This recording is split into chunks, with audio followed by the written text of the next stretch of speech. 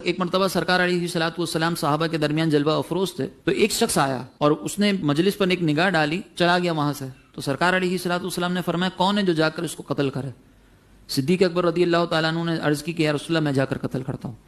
صدیق اکبر وہاں پر گئے، دیکھا کہ وہ شخص قیام میں کھڑا ہوا ہے، تو وہ واپس آئے، سرکار کی بارگاہ میں عرض کی کہ حضور وہ تو قیام کر رہا ہے، نماز پڑھ رہا ہے.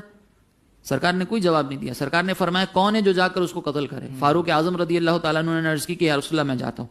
فاروق اعظم وہاں پر گئے تو دیکھا کہ وہ شخص سجدے کی حالت میں، واپس آئے، سرکار سے عرض کی. سرکار علیہ السلام نے کوئی جواب نہیں دیا.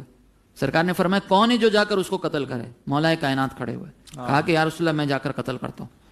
تو اس کے بعد جب مولا کائنات وہاں پر گئے تو وہ شخص جا چکا تھا. سرکار کی بارگاہ میں حاضر ہو کر عرض کرنے لگے کہ حضور وہ تو چلا گیا. تو سرکار علیہ السلام نے فرمایا کہ اگر تم اس کو قتل کر دیتے تو میری امت سے ایک بڑا فتنہ دور ہو جاتا. اللہ. اب وہ نماز بھی پڑھ رہا ہے، وہ نماز کے اندر توحید کا اقرار بھی کر رہا ہے. جی. وجہ کیا ہے کہ وہ سرکار علیہ السلام نے اس کو قتل کا حکم فرمایا؟ تو شارحین نے لکھا کہ جب وہ مجلس سے مصطفیٰ کو اس نے دیکھا نا تو اس نے حقارت کے ساتھ دیکھا کہ اس مجلس میں بیٹھنے سے بہتر یہ نہیں کہ میں نماز پڑھ لوں. اللہ اکبر. تو اس نے نماز ہی پڑھ رہا ہے، جا کے توحید کا اقرار ہی کر رہا ہے، لیکن تعظیم مصطفیٰ کے بغیر کر رہا ہے. تو اس کی یہ تعظیم مصطفیٰ کو چھوڑ کر کے اقرار کی جانے والی توحید کا کوئی معیار نہیں ہے. سرکار نے فرمایا یہ فتنہ پرور آدمی ہے. اور سرکار علیہ السلام نے پھر فرمایا کہ آخری دور کے اندر اس کی نسل میں سے کچھ لوگ ایسے نکلیں گے جو نمازیں بہت پڑھیں گے، تو ان کی عبادتوں کو دیکھو گے تو تم ان کی عبادتوں پہ رشک کرو گے اور اپنی عبادتوں کو حقیر سمجھو گے. بڑی زبردست قراتیں کر رہے ہوں گے، قرآن کے اندر توحید کے چیپٹر بھی پڑھ رہے ہوں گے، لیکن سرکار نے فرمایا کہ قرآن ان کی حلق سے نیچے نہیں اترے گا اور وہ دین سے ایسے نکل جائیں گے جیسے تیر کمان سے نکل جاتا ہے. وجہ اس کی کیا ہے؟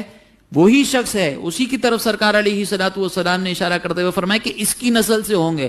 جس طریقے سے اس نے ہماری مجلس کو حقیر سمجھا، ہماری نسبتوں کو حقیر سمجھا، وہ بھی آ کر ایسے ہی کریں گے کہ قرآن تو پڑھیں گے، نمازیں تو پڑھیں گے، روزے تو رکھیں گے، ہاتھ میں تسبیحاں تو ہوں گی، لیکن اس کے باوجود ان کی نمازیں بھی قبول نہیں ہوں گی، ان کے روزے بھی قبول نہیں ہوں گے اور وہ دین سے نکل چکے ہوں گے اور ایسے نکلیں گے جیسے تیر کمان سے کہ واپسی بھی نہیں آئیں گے.